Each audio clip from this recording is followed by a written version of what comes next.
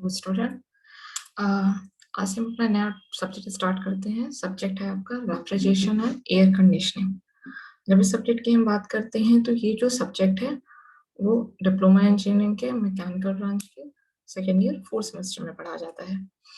Refrigeration and air conditioning की जब हम बात करते हैं तो सबसे पहले जब कोई भी सब्जेक्ट हमारे सिस्टम में आता है या कोई भी सब्जेक्ट जब इंट्रोड्यूस होता है तो पहले हम ये जानने की कोशिश करते हैं आखिर इस सब्जेक्ट का मतलब क्या है, आखिर हम पढ़ क्यों रहे हैं।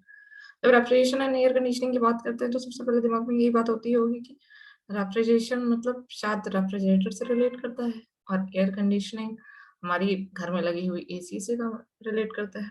तो कुछ हद तक सही है। रेफ्रिजरेशन को अगर एक सिंपल टर्म में बात करें तो refrigeration is totally related with refrigerator and the air conditioning is totally related with R AC, room AC, central AC. अब बात आती है कि रेफ्रिजरेशन और एयर कंडीशनिंग का हम पढ़ क्यों रहे हैं।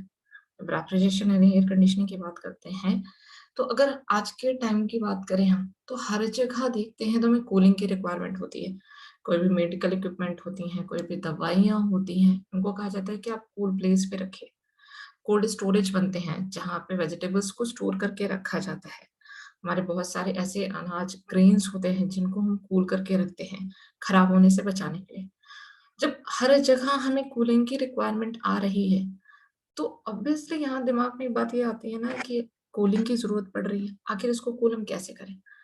इनिशियली कूलिंग की बात करें तो नेचर बेस्ड कूलिंग थी हमारी, ठंडी हवा चलती थी उससे कूलिंग करते थे, घड़े में पानी रखते थे उससे कूलिंग होती थी। बट ये सारी चीजें जो कूलिंग होती थी, नेचर से जो कूलिंग मिलती थी हमें या फिर जो हम छोटी मोटी चीजें लगा के कूल करते थे वो हमारे स्मॉल पर्पस के लिए होती थी। बट जब इंडस्ट्रियल पर्पस की बात करें, जब हमें एक लार्ज अमाउंट में कूलिंग की रिक्वायरमेंट होती है, हमें बहुत सारी चीजों को जब कूल करने की जरूरत पड़ती है, तब हमें कुछ ऐसे प्रोसेस लगाने पड़ते हैं, हमें कुछ ऐसी मशीनरीज लगानी पड़ती हैं जिसके थ्रू हमें कूलिंग मिलती है। तो वो जो कूलिंग हो जाती है वो हमारी क्या कहलाती है, मैन मेड कूलिंग कहलाती है। तो अभी ओवरऑल जो भी हम पढ़ेंगे वो सारी हमारी मैन मेड कूलिंग होगी। जब रेफ्रिजरेशन की बात करते हैं, रेफ्रिजरेशन को अभी सिंपल टर्म में हमने आपको बताया कि इट्स आर रेफ्रिजरेटर, जो हमारे घर में फ्रिज लगी होती है उसी से हम रिलेट करेंगे अपने रेफ्रिजरेशन को। रेफ्रिजरेटर का काम क्या होता है, कूल करना। तो अगर रेफ्रिजरेशन को एक सिंपल टर्म में बात करें तो हम कहते हैं जिस प्रोसेस के थ्रू हमें कूलिंग मिली वही प्रोसेस हमारा क्या कहलाया, रेफ्रिजरेशन। और जिसमें हमें कूलिंग मिली, जिस मशीन में हमें कूलिंग मिली वही हमारी मशीन क्या कहलाई, रेफ्रिजरेटर। एयर कंडीशनिंग की बात करें तो एयर कंडीशनिंग क्या कहते हैं, एयर कंडीशनिंग मतलब एयर को कंडीशन करना, एयर को ठंडा करता है। एयर को कहाँ ठंडा करेगा, किसी रूम में, किसी हॉल में। जैसे अगर हमें कूलिंग की बात करें तो हम कहते हैं गर्मियों में हमें बहुत गर्मी लगती है तो सब एसी लगवा रहे हैं। बड़े बड़े हॉल जाइए, मैरिज हॉल जाइए, बड़े बड़े ऑफिस में आप जाते हैं तो वहाँ पे सेंट्रल एसी लगी होती है। वो एसी क्या करती है, हमारे रूम को ठंडा करके रखती है, हमें कंफर्ट फीलिंग कराती है। तो वहां पे जो भी कूलिंग हो रही है वो हमारी क्या कहलाती है, वो एयर कंडीशनिंग कहलाती है। एयर को हम ठंडा करके अंदर अपने उस स्पेस में प्रोवाइड कर रहे हैं जहां पे लोगों को कंफर्ट चाहिए। अभी फिलहाल हम सबसे पहले स्टार्ट करेंगे रेफ्रिजरेशन के बारे में, फिर आगे बढ़ते हुए जाएंगे तो हम एयर कंडीशनिंग पे पहुंचेंगे। जब रेफ्रिजरेशन की बात करते हैं तो डिफरेंट डिफरेंट डेफिनेशंस दी गई हैं, डिफरेंट डिफरेंट तरीके से रेफ्रिजरेशन को समझाया गया। तो जब रेफ्रिजरेशन की हम बात करते हैं तो सबसे पहले रेफ्रिजरेशन को बोला गया कि रेफ्रिजरेशन क्या है, refrigeration is the removal of heat from a space at a temperature lower than the surrounding temperature. कहा गया कि जो रेफ्रिजरेशन होती है वो रिमूवल ऑफ हीट है, किसको बाहर निकालना, हीट को बाहर निकालना।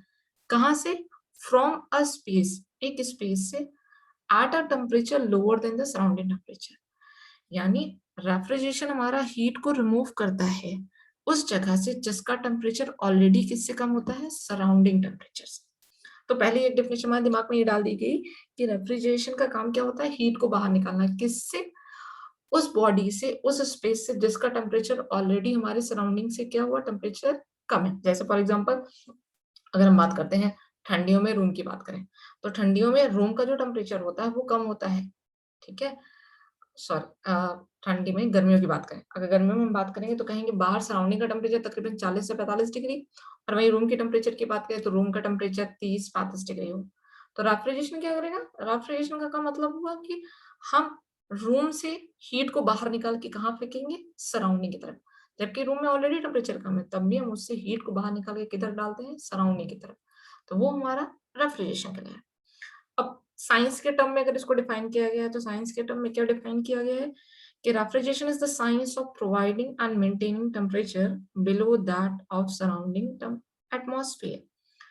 रेफ्रिजरेशन वो साइंस होती है जो प्रोवाइड करती है और मेंटेन करती है टेम्परेचर, किससे कम? सराउंडिंग टेम्परेचर से, सराउंडिंग एटमॉस्फेयर से टेम्परेचर को कम मेंटेन करने की कोशिश करे, वही हमारी साइंस क्या कहलाती है? रेफ्रिजरेशन कहलाती है। अब थोड़े और सिंपल टर्म में बात करें तो रेफ्रिजरेशन को क्या बोल दिया उन्होंने कि refrigeration means removing of heat from a lower temperature and transferring it towards higher temperature. अभी सबसे पहली वाली जो डेफिनेशन पढ़ी उस पहली वाली डेफिनेशन ने भी यही बोला कि रेफ्रिजरेशन हीट को रिमूव करती है किससे? एक उस स्पेस से जिसका टेम्परेचर ऑलरेडी क्या होता है? सराउंडिंग टेम्परेचर से कम होता है। दूसरी डेफिनेशन भी यही बोलती है कि जो रेफ्रिजरेशन होता है इसका मतलब हुआ हीट को रिमूव करिए कहाँ से? लोअर टेम्परेचर से। अगर एक जगह से निकाल रहे हैं तो ऑब्वियसली इसको कहीं ट्रांसफर करेंगे, क्योंकि हीट हमारी डिस्ट्रॉय तो होती नहीं है, एक जगह से दूसरी जगह ट्रांसफर होती है। तो इसको हमने क्या किया? लोअर टेम्परेचर से निकाला और किस तरफ ट्रांसफर कर दिया? हायर टेम्परेचर की तरफ ट्रांसफर किया। That is refrigeration. तो रेफ्रिजरेशन की ओवरऑल अगर एक सिंपल लैंग्वेज में हम आपसे डेफिनेशन की बात करें तो आप यही कहोगे कि रेफ्रिजरेशन वो प्रोसेस होता है जिसके थ्रू हम हीट को रिमूव करते हैं और ट्रांसफर करते हैं। कहाँ से रिमूव करते हैं? एक लोअर टेम्परेचर बॉडी से, और कहाँ ट्रांसफर करते हैं? एक हायर टेम्परेचर बॉडी में। अब अगर अगर आपने लास्ट सेमेस्टर में थर्मोडायनामिक्स पढ़ी थी तो थर्मोडायनामिक्स में आपको पढ़ाए गए होंगे first law of thermodynamics, zeroth law of thermodynamics, second law of thermodynamics. तो वहां पे यही बताया गया होगा कि जो हीट होती है, हीट की टेंडेंसी होती है कि वो ऑलवेज हायर टेम्परेचर से लोअर टेम्परेचर की तरफ फ्लो करती है। ये आपको बताया गया था।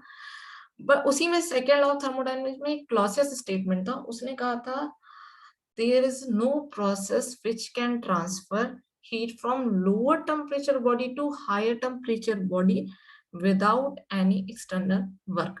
क्या क्लॉसियस ने कहा? क्लॉसियस ने कहा कि कोई भी ऐसा प्रोसेस पॉसिबल ही नहीं है जो हीट को लोअर टेम्परेचर से हायर टेम्परेचर की तरफ ट्रांसफर करे बिना किसी बाहर से कोई काम लिए हुए। यही स्टेटमेंट क्लॉसियस ने दिया था। इसी क्लॉसियस स्टेटमेंट का यूज करके अपने रेफ्रिजरेशन प्रोसेस को सक्सेसफुल बनाते हैं, या फिर कहिए जो हमारा रेफ्रिजरेशन प्रोसेस होता है वो इसी क्लॉसियस स्टेटमेंट पे डिपेंड करता है। जैसे क्लॉसियस स्टेटमेंट ने कहा कि अगर आप लोअर बॉडी से हायर बॉडी पे टेम्परेचर हीट कभी फ्लो नहीं करेगी अगर आपने उस पर कोई भी एक्सटर्नल वर्क नहीं किया। बट अगर हम उस पर कुछ एक्सटर्नल वर्क कर देखते हैं तो obviously there is some possibility कि जो हीट है वो हमारी लोअर बॉडी से हायर बॉडी की तरफ मूव कर जाए। तो यही प्रिंसिपल हमने यूज कर लिया अपने रेफ्रिजरेशन प्रोसेस में। तो अगर कभी आपसे कोई पूछे कि जो हमारा रेफ्रिजरेटर होता है वो थर्मोडायनामिक्स के किस लॉज किस स्टेटमेंट पे डिपेंड करता है, तो आप बता सकते हैं कि ये सेकंड लॉ ऑफ थर्मोडायनामिक्स के क्लॉसियस स्टेटमेंट पे वर्क करता है। अब बात यही है कि अभी क्लॉसियस ने बोला कि जब अगर आप एक्सटर्नल वर्क करते हैं तभी पॉसिबिलिटी है जाने के लिए। तो ऑब्वियसली अगर आप रेडिएशन प्रोसेस कर रहे हैं तो उसके लिए एक्सटर्नल वर्क क्या होगा? कोई पावर दी जाएगी आपको। तो हम क्या कहते हैं कि इलेक्ट्रिक पावर देते हैं, इलेक्ट्रिक मोटर को अप्लाई करते हैं। इलेक्ट्रिक मोटर को ही अप्लाई करेंगे तभी हमारी रेफ्रिजरेशन प्रोसेस कंटिन्यूअसली रन करेगा। जैसे घर में फ्रिज है, फ्रिज को रन कराने के लिए आपको कंटिन्यूअसली उस पे इलेक्ट्रिकल सप्लाई देनी पड़ती है। अगर इलेक्ट्रिकल सप्लाई स्टॉप हो गई तो हमारी फ्रिज भी चलना क्या हो जाती है? स्टॉप हो जाती है। तो यही इलेक्ट्रिकल सप्लाई हमारे उसके लिए क्या हो जाएगी कि एक्सटर्नल वर्क हो जाएगी जो हम अपने डिवाइस को दिया जिसकी वजह से हमारी वहां पे कूलिंग मिली। अब रेफ्रिजरेशन का फिर से वही लिखा है, रेफ्रिजरेशन मींस द कूलिंग और removal of heat from a system. Refrigeration का मतलब होता है कूलिंग करना या हीट को बाहर निकालना। अब एक दो टर्म और मिले। The equipment employed to maintain the system at lower temperature is termed as refrigerant system। Refrigeration मतलब एक प्रोसेस जिसके थ्रू हमने कूलिंग की। अब जिस पे कूलिंग की, जिसके थ्रू कूलिंग की, जिसके हेल्प से कूलिंग की, वही सिस्टम हमारा क्या कहला जाता है? रेफ्रिजरेटिंग सिस्टम कहलाता है। अब हीट को हम बाहर निकाल रहे हैं, तो हीट को बाहर निकालना, हीट को निकाल के बाहर दूसरी जगह ट्रांसफर करना, इसके लिए हमें एक सब्सटेंस की जरूरत पड़ेगी, एक किसी फ्लूइड की जरूरत पड़ेगी जो हमारे हीट को एक पॉइंट से ले जाके दूसरे पॉइंट पे ट्रांसफर करती है। तो वही फ्लूइड, वही सब्सटेंस जो पूरे हमारे रेफ्रिजरेशन प्रोसेस में फ्लो करता है, हीट को एक जगह से लेता है और दूसरी जगह पे ट्रांसफर करता है, वही सब्सटेंस हमारा क्या कहलाता है, रेफ्रिजरेंट कहलाता है। जैसे लिखा है the substance which works in system to extract heat from a cold body and to deliver it to hot body is known as refrigerant.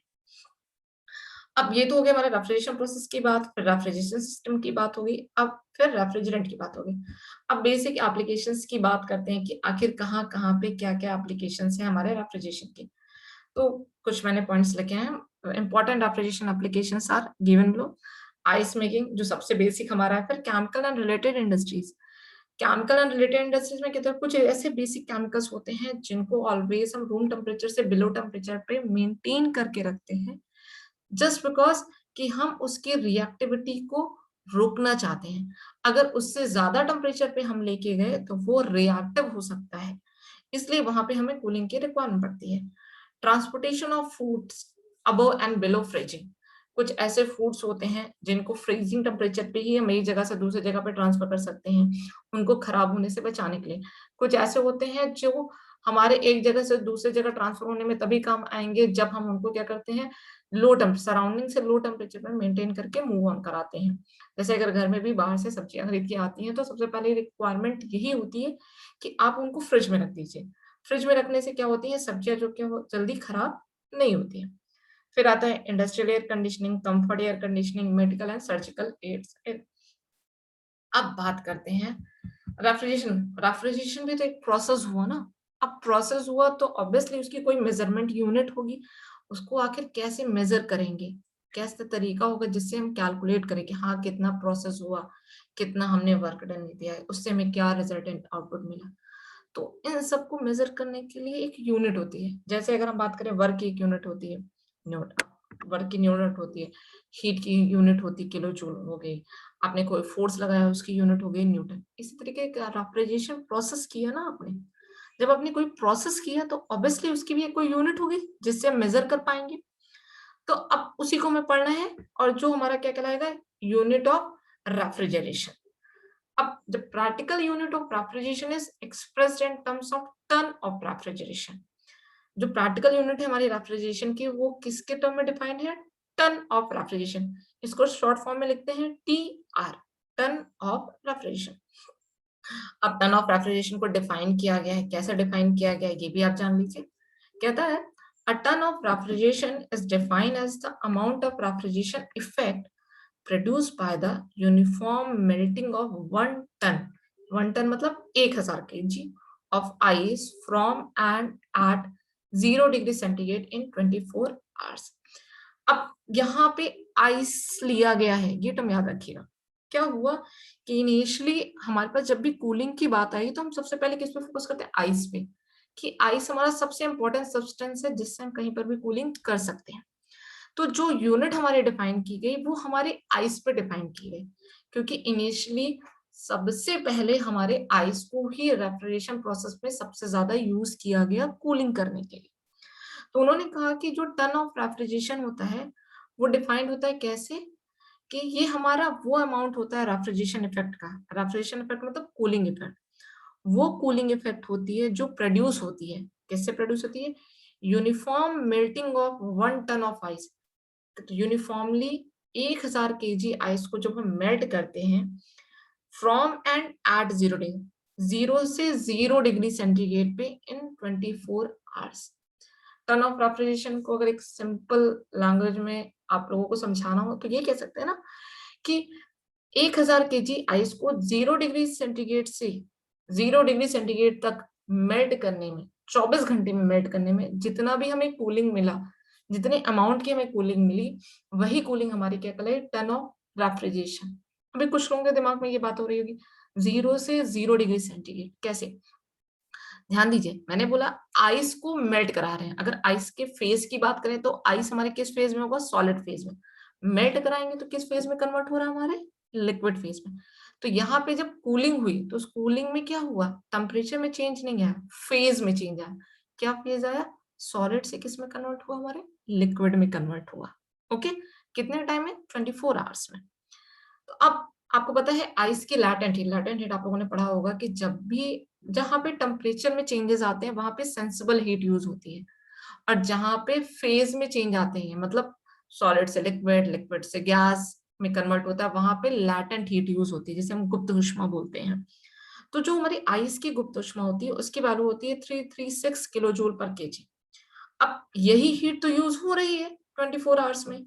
तो जो 1 टन ऑफ रेफ्रिजरेशन हो, 1 केजी का तो हमारा होता है कितना लैटेंट हीट, 336 किलो जूल पर केजी। अब यहाँ पे 1000 केजी है, तो टोटल हीट कितनी हो जाएगी, 1000 इंटू 336 किलो जूल इन 24 आवर्स। 24 घंटे में पूछा गया है ना, तो अब 1 घंटे में अगर हमको निकालना हो कितना हीट प्रोड्यूस हुई, तो 1000 केजी इंटू 336 डिवाइडेड बाई 24, तो आएगा 14000 किलो जूल पर आवर। अब यही टर्न ऑफ रेफ्रिजरेशन को हम मिनट में डिफाइन करना चाहें तो यही जो 24 घंटे हैं इसको हमने क्या किया मिनट में, तो 24 घंटे को मिनट में कन्वर्ट करने के लिए क्या किया 24 इंटू 60, तो हमें वैल्यू मिल गई 233.33 किलो जूल पर मिनट। तो हम कहते हैं 1 ton of refrigeration is equal to what, 233 into 33 kilo joule per minute. पर जनरली न्यूमेरिकल जब भी आपको मिलेंगे, इस न्यूमेरिकल में को आपको राउंड ऑफ फिगर लिया जाता है, तो उस राउंड ऑफ फिगर में आप लिखेंगे 1 ton of refrigeration is equal to 210 kilo joule per minute. आपको ये वैल्यूज लिखने की जरूरत नहीं है, ये वैल्यूज आप तभी यूज करिए जब आप किसी चीज को डिटेल में दे रहे हैं। न्यूमेरिकल पर्पस में आप generally 210 kilo joule per minute लिख सकते हैं। ओके, अब बात करते हैं आगे बढ़े और अब प्रोसेस तो हो गया, अब प्रोसेस हमारा कितना एफिशिएंट है, जो प्रोसेस की है उसकी परफॉर्मेंस कैसी है, ये सारी चीजें भी हमें जाननी है। तो उसी के लिए अब हम नेक्स्ट टॉपिक पढ़ते हैं, वो टॉपिक हमारा कहलाता है coefficient of performance and efficiency. ये जो दोनों टर्म हैं, इन टर्म्स को समझने के लिए सबसे पहले हमें समझना होगा, जाना होगा थर्मोडायनेमिक्स। थर्मोडायनेमिक्स से अगर आपको पता होगा तो बेसिक 3 तरीके के थर्मोडायनेमिक सिस्टम आपको पढ़ाए गए होंगे, एक तो हीट इंजन, एक हीट पंप, एक रेफ्रिजरेटर। ओके, जब हीट इंजन की बात करते हैं हम, तो जो हीट इंजन होता है, हीट इंजन में क्या होता है, यहाँ पे हीट ट्रांसफर होती है कहाँ से, सोर्स से सिंक पे। ये डायग्राम जो हमारा है, ये डायग्राम हमारे किसका है, ये डायग्राम हमारे इंजन का है। अगर हम मान लें कि T2 जो होता है उसका टेम्परेचर, T2 हमारे सोर्स का टेम्परेचर हो गया और T1 किसका टेम्परेचर हो गया, सिंक में। अब थर्मोडायनेमिक्स में जब हीट की बात करते हैं तो हम कहते हैं हीट जो होती है वो फ्लो करती है हायर टेम्परेचर से लोअर टेम्परेचर, और आपको पता है कि जो सोर्स होता है उसका टेम्परेचर ऑलवेज ज्यादा होता है किससे, हमारे सिंक से। तो ऑब्वियसली इंजन के केस में हीट क्या करेगी, सोर्स से सिंक की तरफ फ्लो करेगी। जब हायर टेम्परेचर से लोअर टेम्परेचर पे हीट जा रही है तो ये क्यू अमाउंट की हीट हमारी सोर्स से किसको ट्रांसफर हुई, इंजन में। तो अब इसी टेम्परेचर डिफरेंस से हमें एक नेट रिजल्टेंट वर्क डन मिला, डब्ल्यू आउटपुट मिला। तो ये तुम्हारा बेसिक फंडा हो गया इंजन का। बट जब रेफ्रिजरेटर की बात करते हैं तो हम रेफ्रिजरेटर क्या कहता है कि यहाँ पे हम जो हीट कर रहे हैं वो कहाँ से हो रही है, लोअर बॉडी से कहाँ पे जा रही है, हायर बॉडी पे। यहाँ पे लोअर टेम्परेचर बॉडी से किस पे जा रही है, हायर टेम्परेचर बॉडी पे। तो यहाँ पे टेम्परेचर किसका लोअर है, सिंक का, और हायर किसका है, सोर्स का। तो सिंक से क्या होगा, हीट बाहर निकलेगी, हमने बताया कितने अमाउंट की हीट बाहर निकली, क्यू अमाउंट की हीट बाहर निकली। बट क्लॉसियस कहता है ये हीट तभी बाहर निकल पाएगी, किसी लोअर टेम्परेचर बॉडी से आप हायर टेम्परेचर में हीट तभी डाल पाएंगे जब उस पर कोई एक एक्सटर्नल वर्क करेंगे। तो हमने कितना एक्सटर्नल वर्क किया, डब्ल्यू एक्सटर्नल वर्क। जब ये डब्ल्यू एक्सटर्नल वर्क आपने रेफ्रिजरेटर पे किया तभी ये क्यू अमाउंट की हीट हमारे T1 लो टेम्परेचर सिंक से किधर ट्रांसफर हुई, हाई टेम्परेचर सिंक की तरफ, हाई टेम्परेचर सोर्स की तरफ। ओके, अभी इसी बात पे भी हीट पंप भी हम डिस्कस करेंगे। अब जब इंजन रेफ्रिजरेटर की बात कर रहे हैं तो याद रखिएगा किसी भी सिस्टम, कोई भी थर्मोडायनेमिक सिस्टम होता है उसकी जो परफॉर्मेंस होती है वो डिपेंड करती है कि what we get and what we pay, हमें क्या मिला और हमने उसको क्या दिया, यही बात होती है। तो अब जब इंजन की बात करते हैं, इन केस ऑफ इंजन ये कुछ चीजें लिखी हैं, आप पढ़ लीजिएगा। Source and sink contain infinite energy at constant temperature. Source temperature आपको पता है ऑलवेज ग्रेटर देन क्या होता है, सिंक टेम्परेचर के। जो सोर्स और सिंक होते हैं वो ऑलवेज रिलेटिव टर्म होते हैं, याद रखिएगा। सोर्स और सिंक जो होते हैं रिलेटिव होते हैं। जैसे फॉर एग्जाम्पल अगर हम गर्मियों की बात करते हैं, गर्मियों की बात करते हैं तो सराउंडिंग का टेम्परेचर, मान लिया हमने बाहर जो हमारा माहौल है उसका टेम्परेचर 40 डिग्री है और हमारे रूम का टेम्परेचर 30 डिग्री है। तो इस केस में जो हमारा बाहर है का टेम्परेचर, यूनिवर्स हुआ, हमारा सराउंडिंग हुआ, वो सोर्स हो गया क्योंकि उसका टेम्परेचर कितना है, 40 डिग्री। और हमारा सिंक क्या हो गया, रूम, क्योंकि रूम का टेम्परेचर कितना है 30 डिग्री। बट अब वही सर्दियों की बात करते हैं, तो सर्दियों की बात करें तो क्या होगा, सर्दियों में हम कहते हैं जिस जिसका उल्टा हो जाता है, रूम का टेम्परेचर हमारे 30 डिग्री हो जाता है और बाहर जो हमारा सराउंडिंग उसका टेम्परेचर कितना हो जाता है 20 डिग्री। तो अब इस केस में जो बाहर सराउंडिंग है हमारा यूनिवर्स है वो क्या बन गया, सिंक, क्योंकि उसका टेम्परेचर कितना हो गया 20 डिग्री। और जो हमारा रूम है वो क्या बन गया, सोर्स, क्योंकि उसका टेम्परेचर कितना हो गया 30 डिग्री। इसलिए कहा जाता है जो सोर्स और सिंक होते हैं वो दोनों एक दूसरे के होते हैं रिलेटिव टर्म्स होते हैं। ओके, अब इंजन की बात करते हैं। जब इंजन की बात करें तो इंजन के केस में हम कह रहे हैं जो हीट हो रही है वो ट्रांसफर हो रही है कहाँ से, हायर टेम्परेचर से लोअर टेम्परेचर। जब हीट हायर टेम्परेचर से लोअर टेम्परेचर पे ट्रांसफर होगी तो इन्हीं दोनों के हीट डिफरेंस की वजह से हमें एक नेट रिजल्टेंट आउटपुट मिलता है जो हमारा क्या कहलाता है, डब्ल्यू मिलता है। अगर आप इस इंजन के बिहाफ पे हम इसकी परफॉर्मेंस चेक करना चाहें तो इंजन के केस में हमें जो परफॉर्मेंस मिलती है वो हम एफिशिएंसी के टर्म में डिफाइन करते हैं। किसके टर्म में, एफिशिएंसी। एफिशिएंसी हमें वही मिलती है जहां हमें कोई नेटवर्क आउटपुट मिलता है, ये बात हमेशा याद रखिएगा। एफिशिएंसी की बात हम वहां पे करते हैं जहां पे हमें नेटवर्क आउटपुट मिलता है। जैसे कभी आप फ्रिज लेने जाइए तो फ्रिज में आप कभी ये नहीं बोलते कि इसकी एफिशिएंसी कितनी है, कभी आपने पता नहीं। बट अगर यहीं कहीं मोटर खरीदनी चाहिए तो आप जरूर ये बात बोलते हैं कितना एफिशिएंट है, कितनी इसकी एफिशिएंसी है। ओके, क्यों, क्योंकि मोटर से हमें एक नेटवर्क आउटपुट मिलता है। अब जब इंजन की बात की तो इंजन के केस में अभी बोला हमने performance of any system depend upon what we get and what we pay. Performance depend कर रही है कि कितना हमने दिया और हमें कितना मिला। तो जब इस केस की बात करते हैं तो इस इंजन के केस में हमें क्या मिला, डब्ल्यू, और हमने क्या दिया, क्यू अमाउंट की हीट, यही तो दिया। तो जब इसकी एफिशिएंसी की बात करें तो आपको पता है कि एफिशिएंसी का डेफिनेशन क्या होती है, efficiency is equal to output upon input. Output मतलब क्या हुआ, जो हमें मिला, कितना हमें मिला, डब्ल्यू। इनपुट का मतलब जितना हमने दिया, यानी क्यू। तो जब इंजन के केस में हम एफिशिएंसी की बात करते हैं तो इस केस में जो हमारी एफिशिएंसी हो जाती है वो हो जाती है डब्ल्यू बाई क्यू। बट अब यहीं पे आते हैं रेफ्रिजरेटर की बात करते हैं। तो रेफ्रिजरेटर में क्या हो रहा है, रेफ्रिजरेटर में जब हम बात करते हैं तो रेफ्रिजरेटर कह रहा है कि हमारे केस में हमारा काम क्या है, ये जो लोअर टेम्परेचर बॉडी है इससे हीट को बाहर निकालना और इसको और ठंडा करना। ये बात है यहाँ पे, यानी यहाँ पे जो हमारा आउटपुट है वो हमारा आउटपुट क्या है, हमारा आउटपुट है कि ये जो लोअर टेम्परेचर बॉडी है इसको कितना आप ठंडा कर सकते हैं, इसका टेम्परेचर कितना आप लो कर सकते हैं as compare to this source temperature, या सोर्स टेम्परेचर को कहेंगे हम सराउंडिंग टेम्परेचर।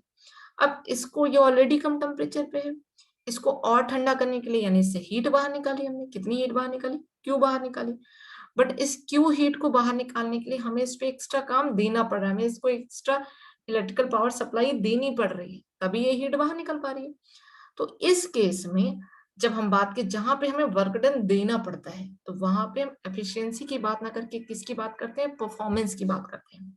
परफॉर्मेंस मतलब हमने इसको कुछ दिया उसके बाद हमने चेक किया कि इसकी परफॉर्मेंस कैसी है, इसने काम कैसे किया। तो यहाँ पे हमारे लिए इनपुट क्या हो गया, इनपुट हमारा हो गया डब्ल्यू, क्योंकि भाई यही वर्क डन इसको दे रहे हैं। आउटपुट की हुआ, क्या हुआ, आउटपुट मतलब सिंक से इसने कितना हीट को बाहर निकाला। तो कितना हीट को बाहर निकाला है, क्यू अमाउंट की हीट को बाहर निकाला है। तो जब हम रेफ्रिजरेटर की बात करते हैं तो इन केस ऑफ रेफ्रिजरेटर जो हमारा कोफिशिएंट ऑफ परफॉर्मेंस हो जाता है वो क्या हो जाता है, small Q by W, output upon input. Q क्या हो गया, हमारा हीट एक्सट्रैक्टेड, यानी हीट कितनी हमने बाहर निकाली, कहाँ से हीट निकाली है, क्यों, याद रखिएगा लोअर टेम्परेचर बॉडी से। अब वर्क डन दिया हमने, तो यही जो सीओपी होती है इसको हम बोलते हैं coefficient of performance. Coefficient of performance always वहां पे यूज होता है जहां पे हमें वर्क डन किसी बॉडी पे देना पड़ता है, जैसे हमने रेफ्रिजरेटर में दिया। तो ये जो सीओपी होती है थ्योरेटिकल सीओपी होती है जो कैलकुलेशंस निकलती है। अब एक रिलेटिव सीओपी होती है, वो सीओपी होती है actual COP divided by theoretical COP. मतलब किसी भी सिस्टम की बात करते हैं तो आपको पता है कि एक्चुअल और थ्योरेटिकल दोनों में डिफरेंस होता है। एक्चुअल मतलब एक्चुअल हमें कितना मिला, थ्योरेटिकल मतलब कैलकुलेशन करके हमें कितनी चीजें मिली। तो इन दोनों का अगर रेशियो निकालते हैं तो वही हमारा होता है actual COP upon theoretical COP. Okay, अगर एक सिंपल टर्म में बात करें, अगर इस डेफिनेशन को ध्यान से देखिए, यहाँ पे एफिशिएंसी क्या है, डब्ल्यू बाई क्यू, यहाँ सीओपी क्या है, क्यू बाई डब्ल्यू। तो अगर दोनों की बात करें तो मेरे ख्याल से जो एफिशिएंसी है वो रिवर्स ऑफ क्या है, सीओपी। तो हम कह सकते हैं in simple terms we can say that COP is a reverse of efficiency. यही बात हुई 1 अपॉन COP। अब आपको पता है किसी की भी एफिशिएंसी 100% होती नहीं, यानी सॉरी किसी की भी एफिशिएंसी 100% नहीं होती, यानी जो एफिशिएंसी की वैल्यू होगी वो कभी भी ग्रेटर देन 1 नहीं होगी। जब n की वैल्यू हमारी ऑलवेज लेस देन 1 होगी तो ये तो इसका रिवर्स है, यानी COP की वैल्यू क्या होगी, मैक्सिमम केसेस में आपको ग्रेटर देन 1 मिलेगी। ये याद रखिए, ये डिपेंड करता है हमारी कंडीशन पे, बट जनरल केसेस में आपको COP की वैल्यू क्या मिलेगी, ग्रेटर देन 1 मिलेगी। अभी एक चीज यहाँ पे रह गई है, वो भी बता देती हूँ मैं आपको, that is this is okay, this is heat pump. Heat pump के बारे में बता देते हैं। ये जो हीट पंप होता है, अगर हीट पंप का अगर डायग्राम आप ध्यान से देखने की कोशिश करें रेफ्रिजरेटर और हीट पंप में, ये जो रेफ्रिजरेटर है, इस रेफ्रिजरेटर में हमें क्या हो रहा है, क्यू अमाउंट की हीट को बाहर निकाल रहे हैं, उसको निकालने के लिए हमें कितना वर्क डन देना पड़ा है, W वर्क डन। अब यहाँ पे भी सिंक में है, इस सिंक से लो टेम्परेचर बॉडी से क्यू अमाउंट को हीट निकालने के लिए कितना वर्क डन देना पड़ा, W वर्क डन अप्लाई करना पड़ा उसके ऊपर। ओके, अब हीट पंप और रेफ्रिजरेटर में डिफरेंस क्या था, रेफ्रिजरेटर क्या कहता है, रेफ्रिजरेटर कहता है हमें कूलिंग करनी है। कूलिंग कैसे की हमने, जो बॉडी कूल थी उससे और हीट हमने बाहर निकाल के उसको और ठंडा किया अपने सराउंडिंग टेम्परेचर से, ये बात आई। हीट पंप क्या कहता है, पंप कहता है कि हमारा काम क्या होता है, किसी भी बॉडी को हीट करना। जैसे यहाँ पे जो सोर्स टेम्परेचर, इसका टेम्परेचर ऑलरेडी ज्यादा है, इस टेम्परेचर को हम और बढ़ाना चाहते हैं। इस टेम्परेचर को और बढ़ाने के लिए हमने क्या किया, ये जो सिंक थे, इस सिंक से जो भी हीट निकली, इस हीट को हमने कहाँ ट्रांसफर कर दिया, सोर्स टेम्परेचर। जैसे हमें अपने रूम को गर्म करना हो, तो रूम को, जैसे सर्दियों की बात करते हैं, तो सर्दियों में हमें अपने रूम को गर्म करना होता है ना, तो सर्दियों में रूम को गर्म करने के लिए हम AC तो यूज करेंगे नहीं, क्योंकि AC यूज करेंगे तो AC का काम तो होता है रूम को ठंडा करना। तो उस टाइम हमारा हीट पंप काम करता है। क्या करता है, रूम को गर्म करने के लिए वो हीट कहाँ से पाएगा, अंदर से तो मिलेगी नहीं, ऑब्वियसली वो बाहर से कहीं से लेके आएगा। तो अब ठंडियों में बाहर का टेम्परेचर ऑलरेडी कम है, तो वो क्या करेगा, बाहर लो टेम्परेचर बॉडी से हीट को निकालेगा और कहाँ ट्रांसफर करेगा, हमारे रूम पे। रूम जिसका टेम्परेचर ऑलरेडी हमारे सराउंडिंग से थोड़ा सा ज्यादा है, उसको और हीट देके उस रूम का टेम्परेचर क्या करेगा, और बढ़ाएगा। जबकि रेफ्रिजरेटर क्या कर रहा है, रेफ्रिजरेटर कर रहा है कि जो चीजें ठंडी है उसको हम और ठंडा कर रहे हैं हीट को बाहर निकाल के। बट हीट पंप कहता है जिसका टेम्परेचर ज्यादा है उसको हम लोअर बॉडी से हीट निकाल के और ज्यादा गर्म कर रहे हैं ट्रांसफर करके। तो जब हीट पंप की बात करते हैं तो हीट पंप में क्या हुआ, क्यू अमाउंट की हीट बाहर निकाली हमने लो टेम्परेचर से। अब लो टेम्परेचर से हीट को बाहर निकालने के लिए ऑब्वियसली आपको वर्क डन देना पड़ेगा, हमने W वर्क डन दिया। तो यही जो टोटल हीट होगी, यही हीट किसको ट्रांसफर हो जाएगी, हमारे सोर्स टेम्परेचर पर। तो जो सोर्स टेम्परेचर पे टोटल हीट पहुंचे उसकी अमाउंट क्या होगी, Q प्लस W, यही हुआ। अब आउटपुट हमारा क्या हो गया यहाँ पे, Q प्लस W, यही Q plus W heat plus work done जो हमारे सोर्स पे ट्रांसफर हो रहे हैं, यही टेम्परेचर बढ़ा रहे हैं। तो इसके लिए ही आउटपुट हमारा हो गया क्या, Q प्लस W। और इनपुट कितना हुआ, इनपुट क्या आपने दिया, W अमाउंट का इनपुट दिया है। अब जब हम, अब इस केस में भी हम क्या निकालेंगे, हीट पंप के केस में भी हम कोफिशिएंट ऑफ परफॉर्मेंस को चेक करेंगे। क्यों, क्योंकि यहाँ पर भी हम वर्क डन सिस्टम को दे रहे हैं, वर्क डन हमें मिल नहीं रहा, ऑलरेडी वर्क उस पर अप्लाई कर रहे हैं। तो जब हम हीट पंप की बात करते हैं तो हीट पंप के केस में जब हम अपने COP की बात करते हैं तो इस केस में जो हमारा COP निकलता है वो COP क्या हो जाएगा, output Q plus W divided by W। इसको सॉल्व करिए तो 1 plus Q by W। Q by W भी थोड़ी देर पहले हमने पढ़ा किसकी COP, हमारे रेफ्रिजरेटर की। तो हमारा COP ऑफ हीट पंप क्या हो गया, 1 प्लस COP ऑफ रेफ्रिजरेटर। ये जो हीट पंप होता है इसकी COP को एक अलग टर्म से भी बोलते हैं, जिसको हम बोलते हैं EPR, that is energy performance ratio. ये चीज याद रखिएगा। ओके, यहाँ पे मैंने लिख भी दिया है, when talking about heat pump here the objective is to raise the temperature of source as higher as you can. This could be only possible when we deliver the quantity of heat to the source. हमने क्या बोला कि यहाँ पे जो heat pump होता है उसका मेन ऑब्जेक्टिव ये होता है कि कितना हम ज्यादा से ज्यादा उसका सोर्स जो है उसका टेम्परेचर बढ़ा सकते हैं। ये कैसे बढ़ा सकते हैं, जब हम अपने सिंक से लोअर बॉडी से हीट को निकालें और उसको किस पर ट्रांसफर करते हैं, हम अपने सोर्स बॉडी पे ट्रांसफर करते हैं। तो अभी ये जो लेक्चर था, इस लेक्चर में हमने पढ़ा बेसिक रेफ्रिजरेशन प्रोसेस होता क्या है, उसके यूनिट क्या है, रेफ्रिजरेशन में कोएफिशिएंट ऑफ परफॉर्मेंस क्या होता है, हीट पंप, हीट इंजन और रेफ्रिजरेटर के बीच में डिफरेंस क्या होता है। ये हो गया टोटल हमारे इसके बारे में। Thank you.